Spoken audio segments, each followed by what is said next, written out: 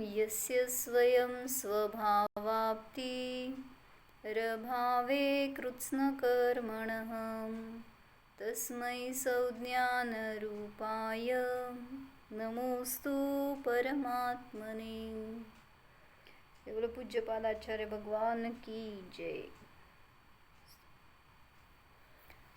दिग्देशेभ्यः खगायेत्य संवसन्ति नगे नगे स्वस्वकार्यवशाद्यान्ति देशे दिक्षु प्रगे प्रगे। काय सांगितलं अर्थ? दिग्देशेभ्यः खगायेत्य। सोनल अर्थ सांग। 9वा श्लोक आहे। काय सांगतायत? काय प्रकरण चाललं होतं? मोही जीव आहे तो कोणाकोणाशी मोह करतोय आणि कशा रीतीने मग दुःखाला परिभ्रमणाला प्राप्त होतो। मग त्याच्यामध्ये पहिला मोह दाखवतायत कोणाशी? घर परिवाराशी, किंवा जो सगळ्यात निकटचा वाटतो तो संबंध, आपले सगळे कुटुंबीजन, तर त्यांच्याशी जो मोह आहे तो तुम्हाला सुख देणारा का दुःख देणारा, आणि तो कुठून भेटला, कसा भेटला, ह्याच्यासाठी म्हणून हा श्लोक सांगितलाय। काय अर्थ सांगितला होता? अनेक दिशेतून आणि अनेक देशातून वेगवेगळे परिणामवाले जीव एकत्र एका छताखाली भेटतात, म्हणजे एका घरामध्ये जन्मतात, आणि मग तिथंच कोणीतरी एकमेकाचं वडील, मुलगा, भाऊ, बहीण अशा नात्यांनी एकत्र राहू लागतात, आणि मग त्याच्यामध्येच मोह बिल्ड होत राहते, आणि तोच मोह आपल्याला अनेक भावामध्ये सोबत ठेवायला मदत करतो। मग ते प्रेम रूपाने किंवा द्वेष रूपाने। मग म्हणून सांगितलं ना, माताजी नेहमी सांगायच्या कथा। काय झालं होतं? एक बस होती आणि ती कुठल्या तरी गावाला चालली होती आणि रस्ता चुकली आणि कुठे गेली हो? जंगलामध्ये।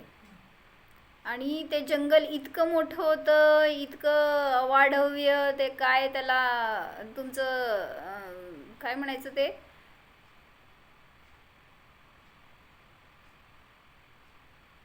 काय म्हणतात, होकायंत्राला काय म्हणतात, दिशा दाखवणारं जे असते ना, ते जरी लावलं, तुमचं काय मॅप लावला, गुगल लावलं, तरी सुद्धा ते त्यातनं बाहेर पडायचा रस्ताच दाखवू शकत नव्हतं। आणि मग खूप वेळ ते त्या जंगलामध्ये फिरत राहिले, किती प्रयत्न केला तरी सुद्धा ते त्यातून बाहेर पडू शकले नाहीत।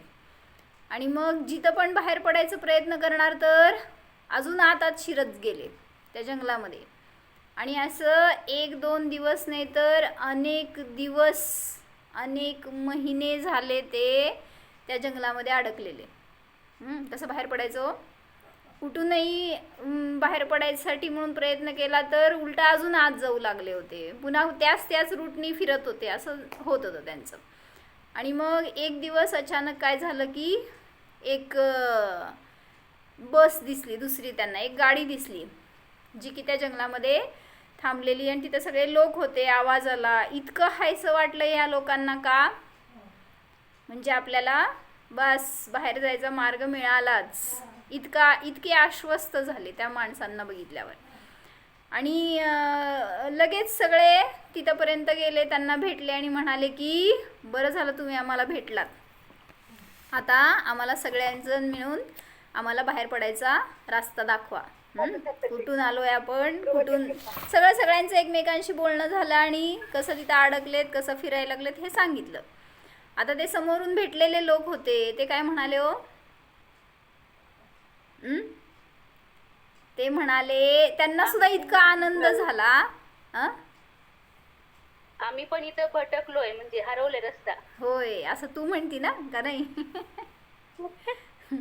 म्हणजे त्या लोकांना पण इतका आनंद झाला की आपल्याला बस दिसली आणि लोक दिसली, आणि त्यांना हायसं का वाटलं, त्यांना वाटलं आता हे आपल्याला रस्ता दाखवतील, आणि सगळे तिथं भेटलेले भटके होते, म्हणून अशी भटक्यांची कथा होती ती, हे सांगायचं होतं. आम्हाकडून ऐकायची ही स्टोरी. आम्हा सांगायचे नेहमी की मग तिथंच ते लोक एकत्र राहू लागले, मग तिथंच कोणी कोणाचं माता पिता झालं, कोणी मुलगा झाला, कोणी भाऊ बहीण झाले, असं करून ते तिथंच आपले नातेसंबंध जोडून आपलं आयुष्य तिथं घालवू लागले. मग ॲट द एंड बाहेर पडले का नाही हे विचारतात सगळेजण. सगळ्याला स्टोरीचं एंड पाहिजे असते. ते भटके नाही आहेत, त्यांच्या समान आपण भटके हे सांगायचं आहे त्याच्यामध्ये. आपण काय केलं, आपण सुद्धा असंच भटकतोय आणि सगळे भेटलेले आपल्याला भटकेच आहेत. सगळ्यांना बाहेर पडायचं आहे या चक्रातनं, या जंगलातनं, पण कोणाला रस्ताच माहीत नाही आहे. कोणाला माहिती आहे हो? ज्यांना माहिती आहे त्यांचा आपण आश्रय घेत नाही आहे, त्यांच्या आपण शरण जात नाही आहे. मग ते कसं तुम्हाला बाहेर काढतील?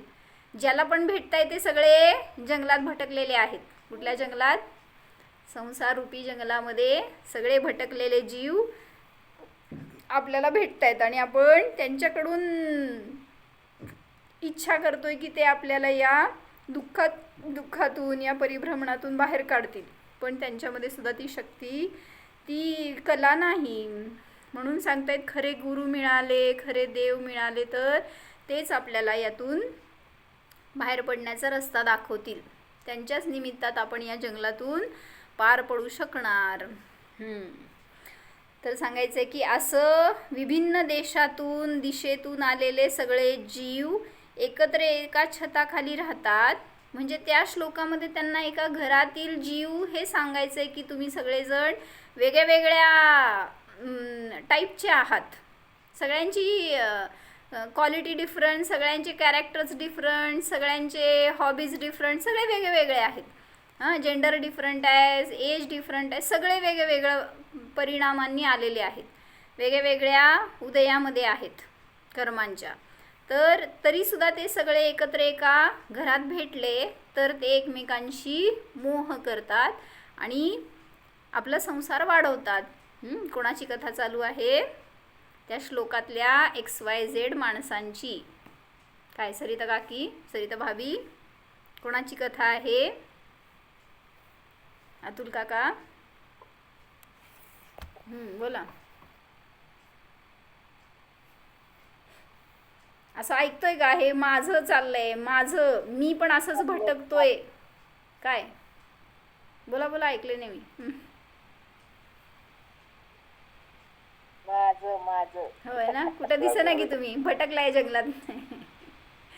दुकानात भटकलाय का काय? भटकलेलं कळतंय पण बाहेर येता येईना झालंय. वळत नाही असं म्हणा की. म्हणजे भटकलंय, कळलं, ज्याला कळलं त्यालाच म्हणायचं ज्याला बाहेर पडायचा रस्ता मिळालाय. नाहीतर सगळे तर आपण सुखी आहे हेच म्हणतात संसारामध्ये. कोणाला वाटतंय की आपण जंगलात आहे, कोणाला वाटतंय आपण संकटात आहे, कोणाला वाटतंय आपण दुःखात आहे. सगळे तर भटकलेलेच आहेत. सुखापासून भटकलेत, सगळ्यात महत्त्वाचं स्वभावापासून भटकले. त्यांना मार्गावर आणायची शक्ती फक्त वितरागी भगवंतांमध्ये आणि गुरूंमध्ये आहे. तेच आपल्याला मार्गस्थ करू शकणार, तेच या संकटातून बाहेर काढू शकणार.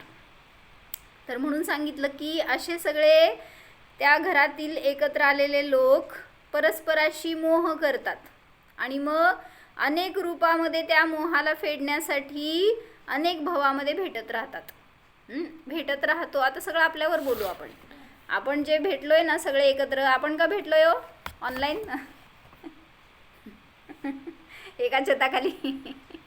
छताखाली नाही, एका नेट खाली असं म्हणायचं, इंटरनेट खाली. आता मला याच्यामध्ये तेच घटवायचं होतं ॲक्च्युली आज. ऑनलाईन मोह कसा आहे हो ते सांगा. हे सगळं त्या अशा श्लोकामध्ये सांगितलेलं आहे. ते एका घरातला मोह. ते आचार्य बिचारे लई साधे भोळे होते, सरळ होते. ते एवढंच त्यांना सांगायचं होतं की तुमच्या घरामध्ये तुम्ही मोह करताय ना तर तो तुम्हाला फार दुःख देणार आहे. त्याच्यापासून, त्या मोहापासून दूर राहा. पण त्यांना कुठं माहिती होतं की सगळं हे असं रूप होणार आहे भयंकर पुढं. घरातले लोक तर जाऊ दे, त्या घराच्या जवळचे, बाहेरचे, दूरचे, कोण संबंध नसलेले लोक सुद्धा आज आपल्याशी, आपण त्यांच्याशी मोह करतोय. मग हे आचार्यांना माहीत नव्हतं. आता सांगा बघू तुमचा ऑनलाईन मोह कसा असतो? कशाला म्हणायचं ऑनलाईन मोह?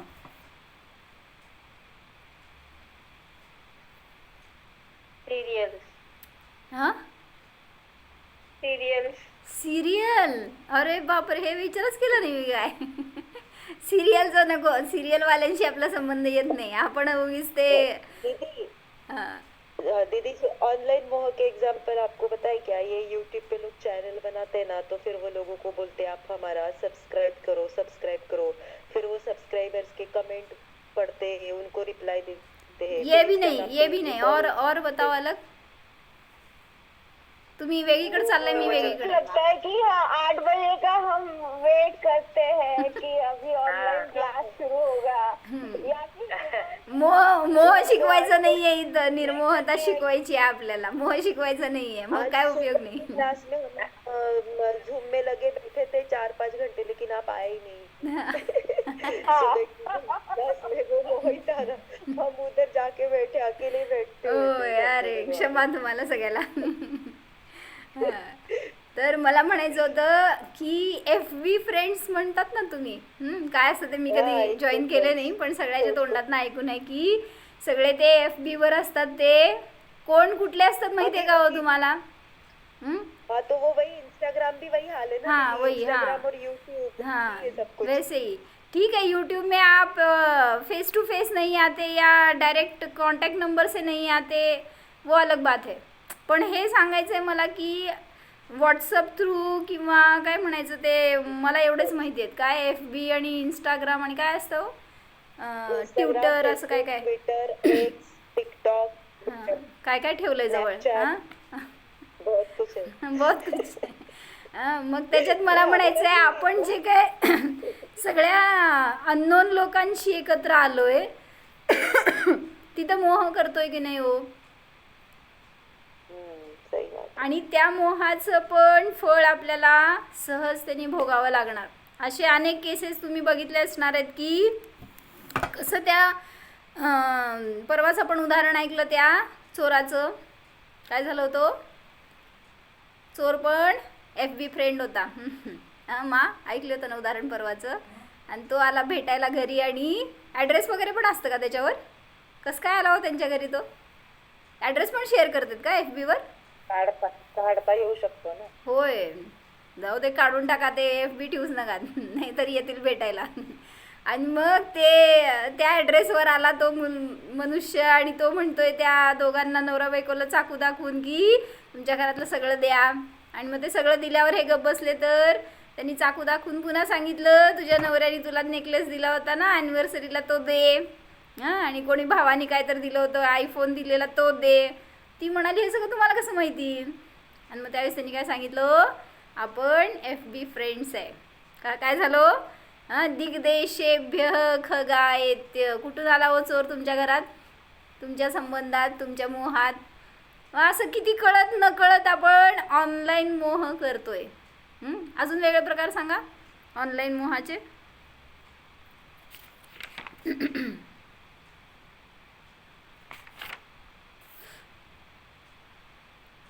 परवा एकदा सांगितलं ना असं, म्हणजे मागच्या शिबिरात सांगितलं होतं बहुतेक, का कधी सांगितलं होतं लक्षात नाही. पिनोरीताईंनी सांगितलं होतं एक उदाहरण. म्हणजे तुम्ही काय करताय हो, आपल्या मुलांचे, आपल्या घरातल्यांचे, सगळ्या, काय झालं घरामध्ये नवीन गोष्ट झाली की तुम्ही काय करताय, लगेच लोड करताय त्याच्यावर, सगळ्यांना व्हायरल करताय. काय आवश्यकता नसताना अनेकांपर्यंत ती न्यूज जाते. तर त्याच्यामध्ये एक घटना, हां, स्टेटस लगाते है, बराबर. काय म्हणताय सरिता बाबी? तर त्याच्यामध्ये एक हां, और वो स्टोरी भी डालते हैं ना, कुछ इंस्टाग्राम पे स्टोरी डालते हैं, फेसबुक पे स्टोरी डालते हैं. आजकल वो स्टोरी डालना भी नहीं है उसके ऊपर. हां, बरं. हाँ, रील्स असतात. हां, तुम्हीच लय परिचित आहे माझ्यापेक्षा, जाऊ देत, मोही तुम्हीच आहे. बरं, माझी स्टोरी ऐका आता. काय सांगितले त्यांनी, काय सांगितलं होतं की एक मुलगी होती छोटी, किती, 4 वर्षाची मुलगी, आणि तिचा फर्स्ट डे ऑफ स्कूल होता. आणि तिला मस्त तयार केलं वडिलांनी, आणि आता घरी हे शाळेत सोडायला न्यायचं म्हणून तिला रेडी केलं मा. आणि तिला घेऊन चालले होते. तर फॅड सगळ्यांचं आजकाल, काही जरी काम नवीन करायचं म्हटलं की फोटो काढायचं, सेल्फी काढायचं, आणि त्या नेटवर टाकायचं कसल्याही रीतीने. आणि त्यांनी टाकलं असंच FB वर का कुठल्या तरी एका ऑनलाईन नेट काय म्हणायचं ऑनलाईन सोशल मीडिया हां सोशल मीडियावर त्यांनी शेअर केलं ते. तर ती मुलगी इतकी सुंदर होती दिसायला, छोटीशी, आणि ते तिचं शाळेचं नवीन ड्रेस, ते सगळं तिचं गेटअप खूप आवडलं सगळ्यांना, म्हणून त्यांनी ते फोटो काढला वडिलांनी आणि तो घातला असं सोशल मीडियावर. आणि झालं, नेऊन सोडलं तिला शाळेमध्ये. आणि मग तिची शाळा किती 4 तासाची काहीतरी होती. आणि 4 तास झाल्यावर ते घ्यायला म्हणून वडील तिथं गेले. तर गेल्यावर त्या शाळेमधल्यांनी सांगितलं की तुमची मुलगी तर गेली. मग त्यांनी विचारलं कुठं गेली, कोणाबरोबर गेली. आणि मग ते सांगतायत की कोणीतरी तिला घ्यायला आलं होतं आणि त्यांनी सांगितलं की वडिलांचा ॲक्सिडेंट झाला आहे आणि तिला लगेच बोलवलं आहे हॉस्पिटलमध्ये. आणि मग तुम्ही असं कसं सोडलं म्हणून सांगितलं वडिलांनी. तर त्यांनी म्हटले की त्यांनी आम्हाला प्रूफ दाखवला. काय प्रूफ होतं? हाच फोटो त्यांनी एडिट केला आणि तिच्याबरोबर स्वतःचा फोटो मर्ज केला, तो सेट केला आणि दाखवलं ही माझी पुतणी आहे, मी तिचा काका आहे आणि तिच्या वडिलांचा ॲक्सिडेंट झाला आहे आणि तिला अर्जंट बोलवलं आहे दवाखान्यामध्ये. आणि मग असं सांगितल्यावर आम्ही काय करणार? मग स्कूलमधले लोक तर तिला जायला परमिशन दिले आणि ती तिथून गेली. त्याच्यानंतर तिच्या वडिलांनी अनेक प्रयत्न केले, अनेक रिपोर्ट्स झाले, अनेक गाव, स्टेशन, काय म्हणायचं, रोड, सगळे शोधून झाले, सगळे स्कूल, हॉस्पिटल सगळं शोधून झालं, पण ती मुलगी कुठंही भेटली नाही. काय झालं? किती वर्षाची हो? किती खतरनाक आपण स्वतःच्या लाईफला, स्वतःच्या फॅमिलीला रिस्कमध्ये घालतोय. कळत नाही आहे ह्याचं काय इम्पॉर्टन्स आहे, काय करायला पाहिजे आणि काय नाही करायला पाहिजे. किती व्यर्थ मोह केला. आणि मग आज ती मुलगी म्हणले कुठंही शोधून ऑल ओव्हर इंडिया भेटली नाही. तर त्या जे काही गँगस्टर्स होते ज्यांनी तिला पळवलं ना, तर त्यांनी तिला परदेशामध्ये विकलं. काय झालं? असं जेव्हा ते ऐकली ना स्टोरी, असं वाटलं लहान मुलांची कीव नाही आहे तुम्हाला, जीव घ्यायला जात आहे. त्यामुळं किती क्षणिक असलं मोह करतोय, कोणाला काय दाखवायची इच्छा करतोय, सुखासाठी जगताय का सुख दाखवायला जगताय हो?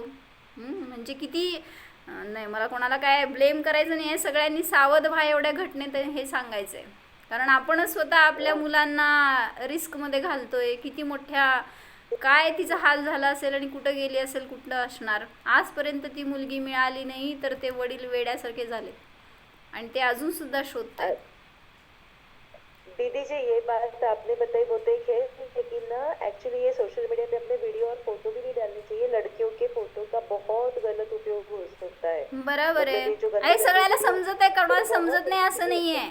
अहो आजकाल मुली सुद्धा अशा झाल्यात की स्वतः चुकीचे कपडे घालून, चुकीचं मेकअप करून वगैरे अशा रीतीने एक्सपोज करतायत. अपने मर्जी से डाले, लेकिन आपका वो यूज करके आपको किसी और गंदे वीडियो में लॉन्च, बहुत सारे मतलब आप अभी आपने जो बराबर आहे. सगळं शॉर्ट मध्ये समजून घ्या त्यातून की आपण कसं व्यर्थ मोहामध्ये अडकतोय.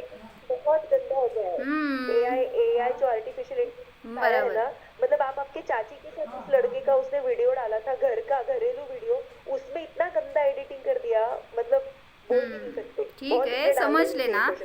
एवढं शॉर्टमध्ये सांगायचं आहे की आपण वेगळ्या उद्देशाने शेअर करतोय, पण ते कोणापर्यंत जात आहे आणि त्याचं काय मिसयूज होतंय सांगता येत नाही. म्हणून असला ऑनलाईन मोह सगळ्यात महाघातक आहे. म्हणून याच्या नादी लागू नका. कारण तिथं भेटणारे सगळे जीव दिग्देशेभ्य खगायत्य, कुठून आले तो, कुठल्या देशातले आहेत आणि कुठल्या दिशेतले आहेत काही माहीत नसतं. आणि त्यांच्याशी आपण वार्तालाप करतोय, काय आपण ते चॅट करतोय. आणि मग त्यातून असं पण झालं ना एकदा की बस चॅट करत होते बरं का, ऑनलाईन चॅटिंग करत होते. एक मुलगा एका साईडला होता आणि दुसऱ्या साईडला मुलगी होती. आणि त्यांचं चॅटिंग करताना ते फ्रेंड्स झाले आणि अनेक दिवस, अनेक महिने ते चॅट करत होते. कोण आहेत काय माहीत नाही, किंवा फेक नावं टाकली असणार, असं काहीतरी फेक फोटो टाकला असणार समोर, आणि ते एकमेकांशी चॅट करत होते. आणि मग त्या चॅटिंगमधनं ते खूप दूरपर्यंत गेले, त्यांची फ्रेंडशिप, त्याच्या पुढचं स्टेप असं सगळं झालं. आणि एक दिवस भेटायचं का काय असं ठरलं असेल त्यांचं. आणि काय त्यांनी एकमेकांना प्रपोज केलं का काय असं झालं. आणि त्यातून कळालं की नंतर ते उघड झालं की ते इकडनं बोलणारी मुलगी होती आणि तिकडनं बोलणारे वडील होते. काय झालं म्हणजे किती किती जाऊ देत, मला हे विषय घ्यायचा नव्हता ॲक्च्युली, पण आजची गरज हीच आहे की कुठल्या रीतीने आपण कोणाशी कसं परिणामातून जोडले जातोय, विनाकारण स्वतःचं दुसऱ्यासमोर काय म्हणायचं एक खाद्य बनतोय आपण दुसऱ्याचं. म्हणून सांगतायत की सावध राहा. कुठल्याही संयोगात जाताना आपल्याला किती प्रिपेअर्ड असायला पाहिजे, किती सुरक्षित असायला पाहिजे.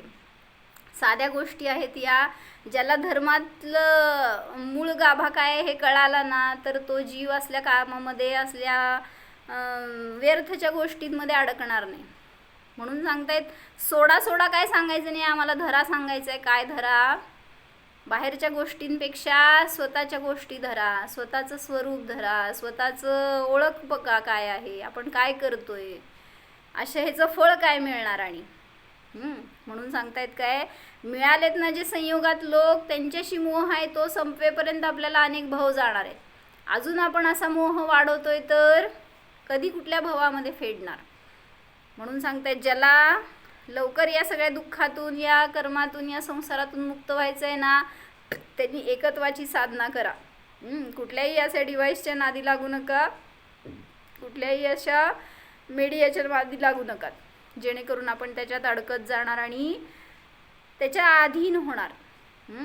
म्हणून सांगतायत की असे अनेक पक्षी एकत्र येत आहेत, त्या झाडावर राहत आहेत, आपलं आपलं काम झालं की आपल्या आपल्या कामासाठी दुसरीकडं निघून जात आहेत. तसंच आपल्याबरोबर आपल्या संबंधात आलेले, संयोगात आलेले हे अनेक असे वेगवेगळे लोक आहेत जे आपल्या आपल्या कामासाठी, स्वार्थासाठी जवळ आलेत. आणि तुम्हाला वाटतंय काय सगळे आपले आहेत, सगळे चांगले आहेत, सगळी आपली काळजी घेणार. काय तो सगळे मोही असतात, स्वार्थी असतात. आपला स्वार्थ पूर्ण झाला की कधी कुठल्या गल्लीतनं कुठल्या साईडने निघून गेले कळणार पण नाही. म्हणून म्हटलं की घरातच नाही तर असं अनेक समजा कुठं फंक्शनमध्ये भेटले तर त्या लोकांशी सुद्धा आपण लगेच मोह करायला जातो, ओळखी करायला जातो, त्यांच्याबरोबर परत एकत्र यायला जातो. कुठल्या फंक्शनमध्ये, कुठल्या स्कूलमध्ये येणारे सगळे, काय एखाद्या ऑफिसमध्ये सगळे भेटणारे, सगळे एका छताखाली अनेक दिवस राहत आहेत तिथं. पण आता हे घराचं का सांगितलं त्यांनी, लाईफ लॉंग तुम्ही तेवढ्या काळापर्यंत त्या घरातल्यांशी मोही आहात. मग हे लाईफसुद्धा तुमचं शॉर्ट आहे ना, टाईम स्पॅन कमी आहे हा पण. आणि एवढ्या काळासाठी तुम्ही त्या जीवांशी, घरातल्यांशी मोही होता आणि मग अनेक भावापर्यंत तो मोह संपायसाठी भेटत राहतो. मग असंच सांगायचं आहे की त्या शाळेमध्ये भेटलो, समजा कुठल्या हॉस्पिटलमध्ये भेटलेले असतील एकत्र आलेले सगळे लोक, किंवा हे सांगितलं आता ऑफिसमध्ये, क्लबमध्ये, कुठं अनेक ठिकाणी कुठं लग्नात भेटले, कुठल्याही फंक्शनमध्ये भेटले तरीसुद्धा असं एकत्र येऊन राहिले. ट्रिपला गेला असाल समजा आणि एकत्र भेटलात तर लगेच त्यांच्याशी आपण थोड्या काळासाठी भेटलो तरीसुद्धा अनेक काळासाठी फेडायला लागणार असा मोह बांधतो. म्हणून कळत नकळत आपण किती चुका करतोय हे आपल्याला कळत नाही. म्हणून सावध राहा. तर काल आपण बघितलं होतं की असं त्या प्राण्यांना सुद्धा मोह होतो, पण ते येतात तुमच्या शरण कशासाठी, आणि ते प्रामाणिक राहतात. त्यांचे एक मालक असला ना, त्या मालकाशीच ते प्रामाणिक राहणार, दुसऱ्याकडे बघायला बी जाणार नाही. तुम्हाला आज एक भेटलेला असतंय, त्याला सोडलं की दुसऱ्याला उद्या भेटलं की आजचं सोडलेलं असतं. तर असं प्राण्यांचं नसतं. प्राणी एकाला मालक बनवलं तर आयुष्यभर त्याच्यासोबत राहतील किंवा त्याची काळजी घ्यायचं वगैरे सगळं. जसं त्या श्रेणिक चरित्रमध्ये एक स्टोरी सांगितली होती ना की ते हत्तीचं पिल्लू होतं आणि त्या पिल्लाला एक साधू राहत होते कुटियामध्ये, जंगलमध्ये. तर त्या साधूंना दिसलं ते पिल्लू एकटंच होतं, तडफडत होतं, त्याला काय खायला प्यायला पाहिजे असणार. मग त्यांनी आपलं त्याला घरी आणलं, त्याची सगळी सेवा केली, त्याला खाऊ पिऊ घातलं. आणि आता ते मोठं झालं. हळूहळू मोठं व्हायला लागल्यावर चांगला एकदम बलाढ्य हत्ती झाला. आणि आता त्याला काय ॲक्च्युली साधूला काय त्याची आवश्यकता नव्हती. आणि नेमकं एक दिवस राज सैनिक चालले होते त्याच्या घरावरनं, आणि त्यांना दिसलं की इतका सुंदर हत्ती आहे तर हा राजाच्या दरबारातच असायला पाहिजे. त्या सैनिकांनी जाऊन राजाला सांगितलं. राजाने निरोप पाठवला साधूकडं आणि सांगितलं की तो हत्ती जर चांगला असेल तर राजदरबारामध्ये त्याची शोभा चांगली वाटेल, त्याला पाठवा राजदरबारामध्ये, किंवा राजाला तो पाहिजे. मग साधू म्हणले घेऊन जा, मला थोडी ठेवायचं आहे, मला त्याचा मोह नाही आहे. फक्त त्याची मदत म्हणून त्याला आणलं होतं आणि त्याला मोठं केलं होतं. पण त्या हत्तीचं काय झालं? हत्तीचा लळा लागला होता त्या साधूबरोबर. साधू निरपेक्ष होता, निर्मोह होता, पण त्या हत्तीला त्या मालकाशी एकत्व झालं, आता काय म्हणायचं, मोह झाला होता. त्यामुळं तो सोडू इच्छित नव्हता त्या हत्तीला, त्या साधूला, तो हत्ती. पण आता जायचा दिवस आला, त्या दिवशी सैनिक आले आणि त्याला घेऊन गेले. पण गेला तरी सुद्धा तो हत्ती सांगितलं त्या साधूकडंच त्याची दृष्टी, तिकडंच ओढ. आणि रात्रीतनं तिथलं ते काय होतं ना त्यांनी बांधलेलं ते तोडलं आणि तिथनं पळत आला परत साधूकडं, आणि परत ते साधूच्या दरवाजाच्या बाहेरच.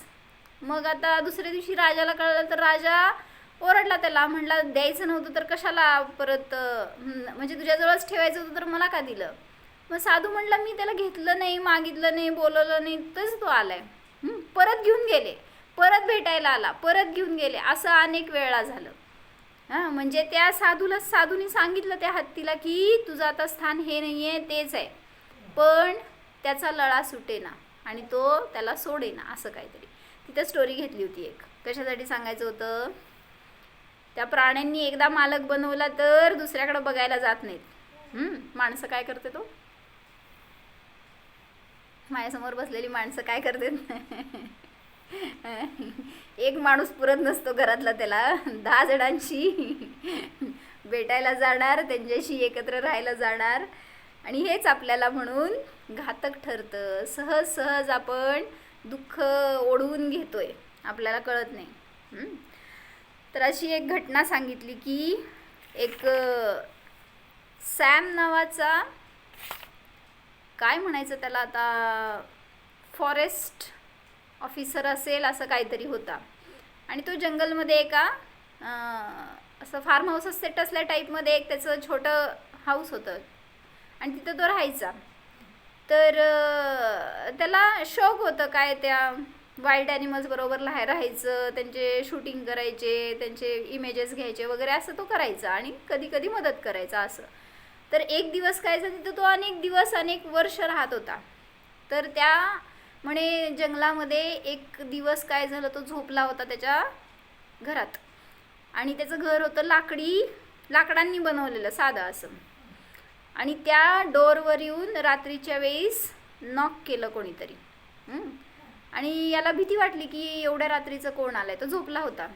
आणि त्यांनी आपलं खिडकीतनं वगैरे बघितलं तर एक हत्ती होता. हत्तीने दरवाजा नॉक केला होता. करतो का असं? केलं होतं बरं का, खोटं नाही, खरंच आहे. तर त्यांनी त्या सोंडेनी अनेक वेळा त्या दरवाजाला नॉक केलं. आणि मग ह्याला जरा भय वाटलं की इतका बलाढ्य हत्ती आणि असल्या वेळेस इथं का आलाय, काय त्याचं पर्पज, आणि चुकून तो येऊन दरवाजा ठोठवतोय काय. आणि तो खूप वेळ नॉक करतो पण ह्यानी दरवाजा उघडला नाही भयानी. आणि मग थोड्या वेळाने बघितलं तर तो हत्ती जरा दूर जाऊन उभारला होता, पण तिथंच उभा होता. मग ह्यानी बघितलं त्याच्याकडं बॅटरी मारून की त्याच्या पायाला जखम झाली होती आणि त्याला चालता येत नव्हतं. मग तो आश्रयाला म्हणून आला होता. आणि तर त्यांनी हळू मग जाऊन हिम्मत करून त्याच्याजवळ गेला आणि आपलं घराचा दरवाजा उघडून त्याला त्या कंपाऊंडमध्ये आत घेतलं. म्हणजे कंपाऊंड इन द सेन्स त्या आता नॉक करायला आताच आला होता की, पण त्याच्या घरात नेण्यासारखं तो नव्हता, तेवढं घर मोठं नव्हतं, पण त्याचं गॅरेज होतं बाजूला. मग त्यांनी काय केलं, त्याला आता इलाज करायचं आहे म्हणल्यावर गॅरेजचा दरवाजा उघडून दिला आणि त्याला आत घेतलं. आणि ते आत गेला तर तिथे सगळीकडं असं वाळलेलं गवत पसरलेलं होतं, त्यामुळं तो त्याच्यावर त्यांनी आपलं अंगच टाकून दिलं. आणि तो असा पडला की जवळपास बेशुद्धच होईल. आणि मग याला कळालं की त्याला फार गरज आहे मदतीची, म्हणून तो आला आहे आपल्याकडं. आणि त्यांनी लगेच त्याच्याजवळ फर्स्ट एड बॉक्स होतं, त्यांनी त्याचं काय जखम होती ती सगळी धुवून काढली, स्वच्छ करून त्याला औषध लावून त्यांनी पट्टी बांधली. आणि त्याला मग खायला प्यायला म्हटलं, नुसतं पाणी ठेवलं समोर, तर त्याला त्याची गरज नव्हती ॲक्च्युली. पण ते हत्तीण होती आणि ती प्रेग्नंट होती आणि तिला कळालं होतं की आपलं डिलेवरी नजदीक आहे आणि बाहेर रिस्क होती, म्हणून ती सहारा शोधत होती की कुठंतरी जिथं आपल्याला सेफ राहावं अशा ठिकाणी आपण जावं.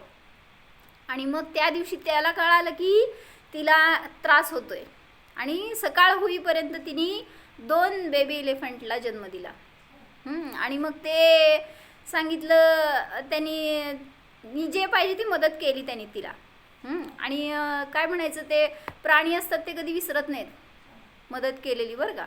माणसं विसरतील पण प्राणी कधीच विसरत नाहीत आणि कधी धोका देत नाहीत प्राणी कुठला. म्हणजे असं कन्फ्युजन, संशय, विपर्य व्यवसाय होत नाही त्यांना, हेच आहे का तो माणूस. त्यांना एकदम असलं प्रमाण ज्ञान असतंय. यांनीच मला मदत केली होती, यालाच आपल्याला परत फेडायची आहे, हे त्यांची भावना असते. आणि ते सकाळ झाली की त्या 2 पिल्लांना घेऊन ते जंगलाच्या दिशेने निघालं.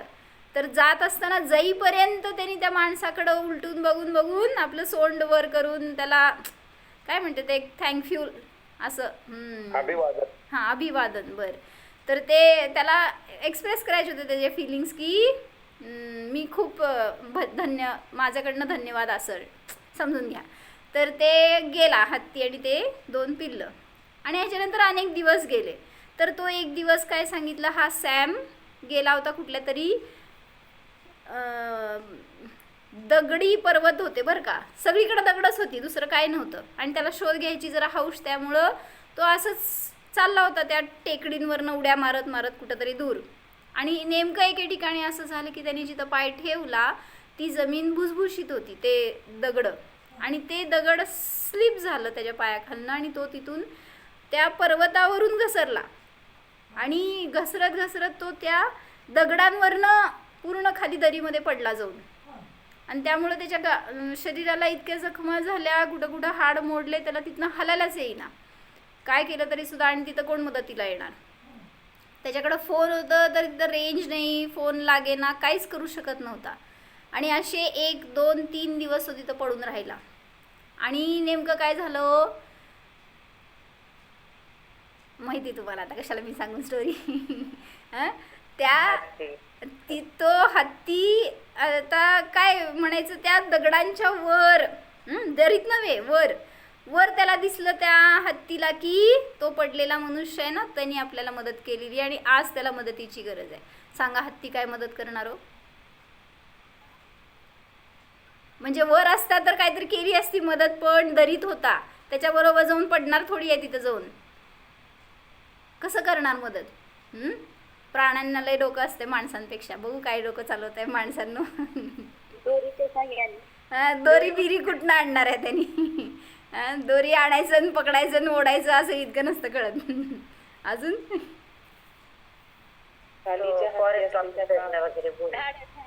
एखादं तोडून दरी होती बेटा, झाड तर एवढं खाली कुठं जायचं, ते खाली पडलेलं जाऊन एकदम.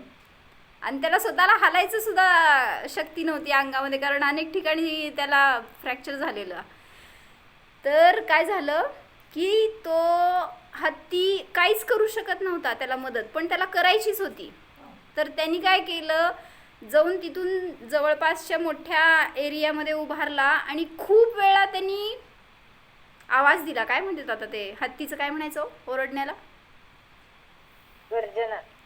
हत्तीची कुठं असते हो, सिंहाची गर्जना असते, चित्कारलं. हा, तर बर समजून घ्या आता. तर ते हत्ती त्या ठिकाणी जाऊन अनेक वेळा त्यांनी सोंड वर करून जेवढी शक्ती आहे तेवढ्या शक्तीने तो ओरडू लागला. एकदा दोनदा नाही, 5-10 मिनटं नाही, तासनतास तो ओरडत उभारला तिथं. आणि नेमकं तिथं ते सगळे कॅमेराज असतात किंवा काय असं फोकस मारलेले असतात दूरवरून, तिथल्या एरियामधले असतात ना, काय म्हणायचं त्यांना मला माहीत नाही, फॉरेस्ट ऑफिसर्स वगैरे असतील. आणि त्यांना कळे ना की हा हत्ती का ओरडतोय सारखं. आणि सगळी टीम तिथं आली.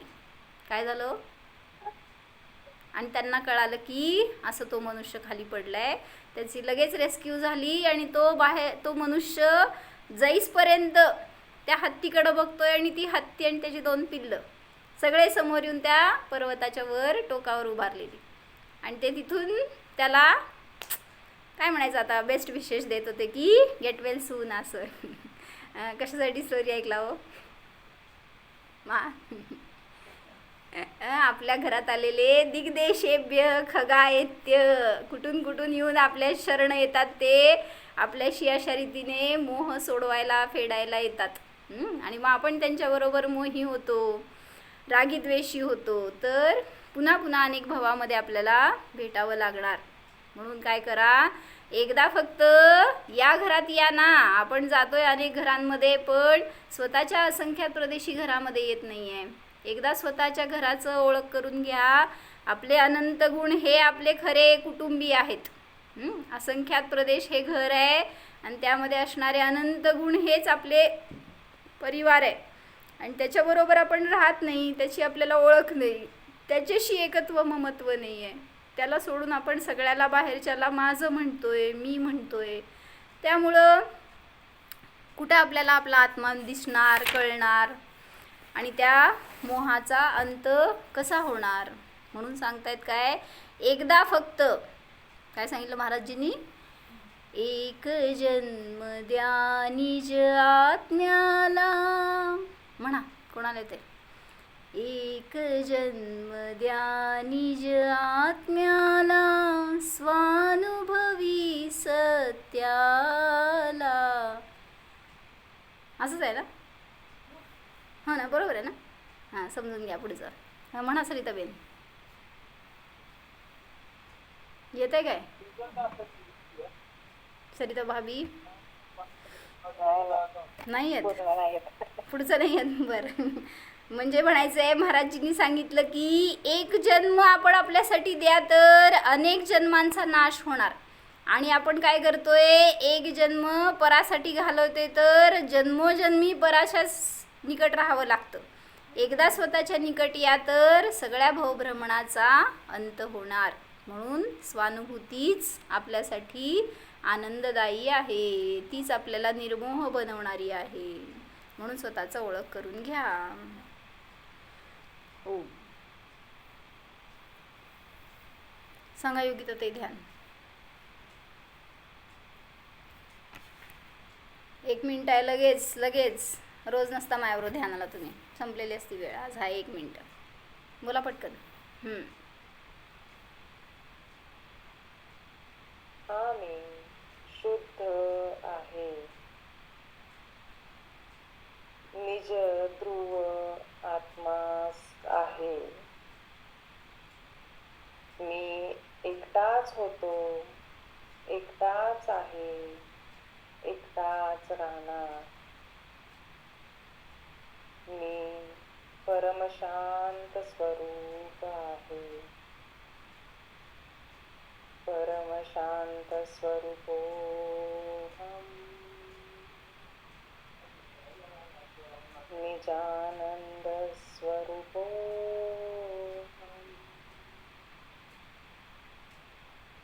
ओम विसर्ग. नमो अरिहंताणं, नमो सिद्धाणं, नमो आयर्याणं, नमो वज्रायाणं, नमो लोये सौवसां.